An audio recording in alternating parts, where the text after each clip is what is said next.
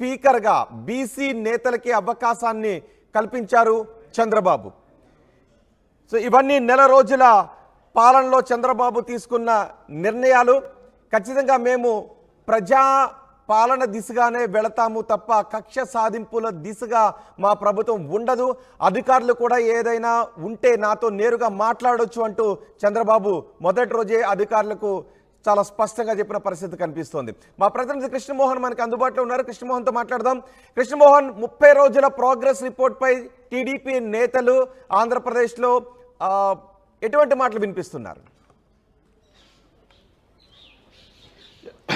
Yes Rohit, డెఫినెట్గా అంటే 4వసారి ముఖ్యమంత్రిగా చంద్రబాబు ప్రమాణ స్వీకారం చేసిన తర్వాత ఏదైతే ఈ 30 రోజుల్లో తన మార్కును చూపించే ప్రయత్నం అయితే డెఫినెట్గా చేశారనేది చెప్పాలి. అధికారులతో సమీక్షల వ్యవహారం దగ్గర నుంచి కూడా పెండింగ్ ప్రాజెక్టుల వ్యవహారంలో కావచ్చు, రాష్ట్రాల్లో ఇరు రాష్ట్రాల మధ్య ఉన్న వివాదాస్పదమైన పరిష్కారం కానీ సమస్యల గురించి కావచ్చు, వీటన్నిటి మీద కూడా తన మార్కును చూపించే ప్రయత్నం అయితే చంద్రబాబు చేస్తున్నారనేది చాలా స్పష్టంగా చెప్పచ్చు. ఏదైతే తన హామీలు ఇచ్చారో మొదటి ఫింక్షన్గా 4,000 రూపాయలని అంటే 3,000 నుంచి 4,000 చేస్తూ దాదాపుగా 4,000 కోట్ల రూపాయలు పెండింగ్ బిల్లులతో సహా పెన్షన్లని పంపిణీ చేసిన పరిస్థితి అయితే మనం చూసాం. అది మొదటి మెట్టుగానే వాళ్ళ టీడీపీ మొత్తం కూడా భావిస్తోంది. మరోవైపు ఉచిత ఇసుకని కూడా ఆ ప్రజల్లోకి అందుబాటులోకి తీసుకుని వచ్చే ప్రయత్నం అయితే చేశారు. టైటిల్ యాక్ట్ చట్టం ఉందో దాన్ని మొదటి రోజునే చెప్పారు. ఆయన డెఫినెట్గా దీన్ని రద్దు చేస్తామన్నారు. దాని మీదనే ఆయన మొదటి సంతకం కూడా పెట్టిన పరిస్థితి అయితే మనం చూస్తున్న పరిస్థితి చాలా స్పష్టంగా కనబడుతుంది. అంటే ఇప్పుడు మొదటి నెలలోనే చాలా కీలకమైన నిర్ణయాలు తీసుకోగలిగారు. అలాగే సంక్షేమ పథకాల వ్యవహారంలో కూడా వడివడిగా అడుగులు వేస్తున్న పరిస్థితి. మరోవైపు పెట్టుబడులని ఆంధ్రప్రదేశ్ వైపుకి తీసుకురావడానికి ఆయన నిరంతరం కృషి చేస్తున్న పరిస్థితుల్లోనే మొదటిగానే భారత పెట్రోలియం రిఫైనరీ ఫ్యాక్టరీ ఏదైతే దాంతో అక్కడ ఉన్న నేతలతో నిన్న చర్చలు కూడా ముగించారు. దాదాపుగా 60,000 కోట్ల రూపాయల పెట్టుబడితో ఫ్యాక్టరీ రాబోతుంది.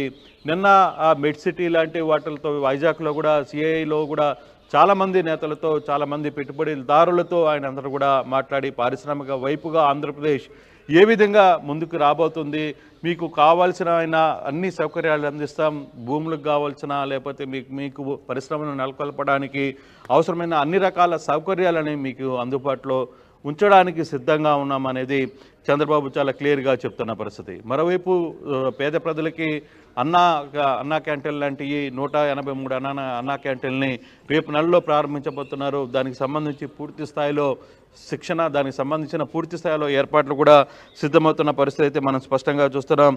మరోవైపు రాష్ట్రంలో చంద్రబాబు ముద్ర డెఫినెట్గా చంద్రబాబు తన మార్క్ని ప్రయత్నించబోతున్న ప్రభుత్వ వ్యవస్థల్లో కూడా ఎక్కడైతే అధికారులు గతంలో వ్యవహరించారో వాళ్ళందరినీ కూడా కొంత పక్కన పెట్టిన పరిస్థితి అయితే ఉంది.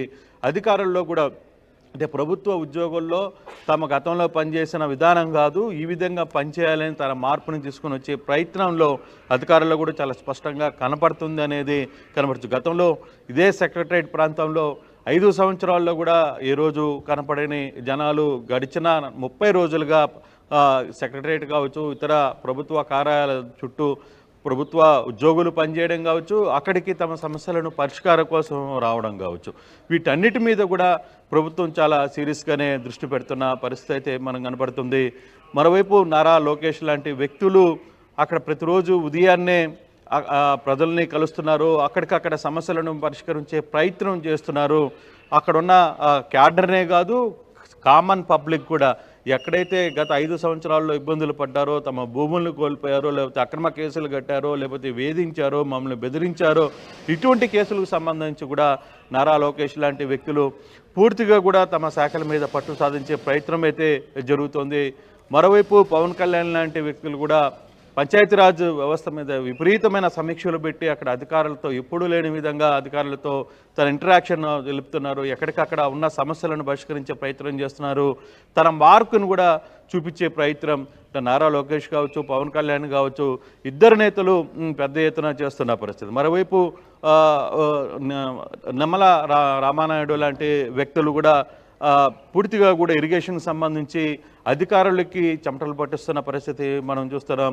నాదెండ్ల మనోహర్ లాంటి వ్యక్తులు కూడా చాలా యాక్టివ్గా రోల్ కనపడుతున్న పరిస్థితి చూస్తున్నాం. నిమ్మల రామానాయుడు కావచ్చు, తర్వాత హోమ్ మినిస్టర్ అనిత లాంటి డైనమిక్ లీడర్స్ కూడా తన మార్కును చూపించుకునే ప్రయత్నంలో శాఖల్లో చాలా లోతుగా వెళ్ళి అక్కడున్న పరిస్థితులను తెలుసుకునే ప్రయత్నం అయితే చేస్తున్నారు. గడిచిన నెలలో జరిగిన బాలికల మిస్సింగ్ కేసులు కావచ్చు, లేకపోతే వాళ్ళ మీద జరిగిన దాడులు, వాళ్ళ మీద జరిగిన రేపుల కేసులను కూడా ఎక్కడికక్కడ వెంటనే వాటి నిందితుల్ని పట్టుకోవడంలో కావచ్చు, వీటిలో అన్ని విధాలుగా కూడా తన మార్కును చూపించే ప్రయత్నం, అంటే అధికారుల్లో కొన్ని కీలకమైన బాధ్యతలుగా వ్యవహరిస్తున్న ఈ 5-6 మంది మంత్రులు చాలా యాక్టివ్గా కనబడుతున్నారు. మనం చూస్తే ఈ 30 నెలల్లో, అంటే 30 రోజుల్లో మనం చూసిన దాంట్లో ఒకవైపు నారా లోకేష్ పూర్తిగా కూడా విద్యా విధానంలో కావచ్చు మార్పులు తేవడానికి, తర్వాత ఐఐటి లాంటి సంస్థలకు సంబంధించిన వ్యవహారంలో దాదాపుగా 23 మంది విద్యార్థులు సీట్లు దొరకకపోతే ప్రత్యేకంగా తన కేర్ తీసుకునే ఆహారాన్ని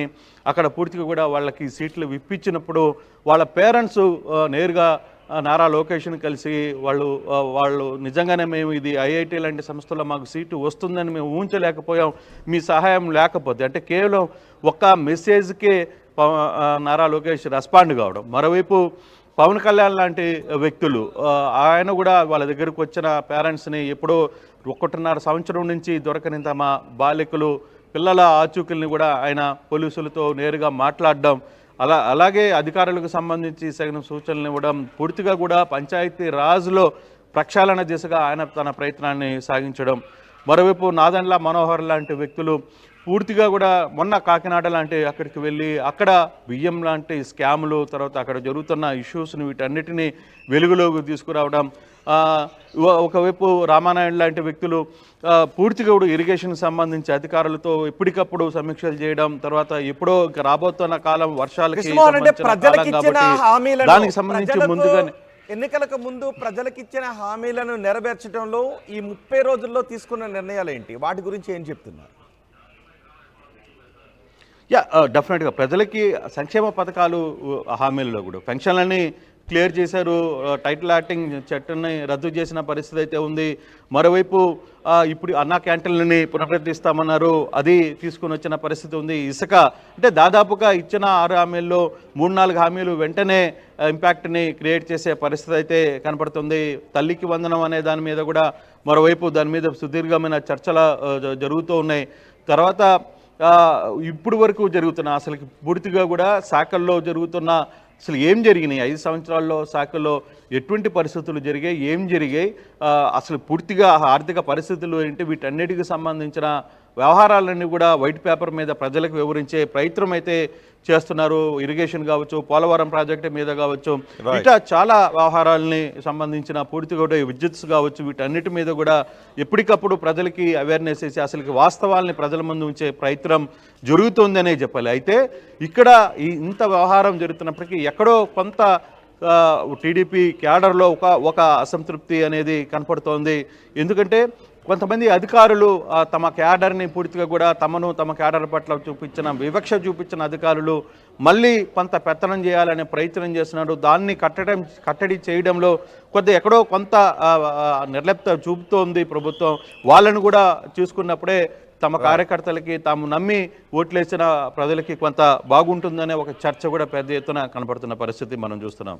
రైట్ కృష్ణమోహన్, చంద్రబాబు నెల రోజుల పాలన పూర్తయింది. చంద్రబాబు నెల రోజుల పాలన ఎలా ఉంది అన్న దానిపై ప్రోగ్రెస్ రిపోర్ట్ను మీ ముందు ఉంచుతున్నాము. మీ అభిప్రాయాన్ని కూడా తెలియచేయండి. చంద్రబాబు నెల రోజుల పాలన గురించి మీరేమనుకుంటున్నారో ఆర్టీవీ కమెంట్ బాక్స్లో తెలియచేయండి. 30 రోజుల్లో తీసుకున్న కీలక నిర్ణయాలు ఏంటి? నెల రోజుల పాలనపై ప్రోగ్రెస్ రిపోర్ట్ను విడుదల చేశారు. 30 రోజుల్లో 30 కార్యక్రమాలు చేపట్టామని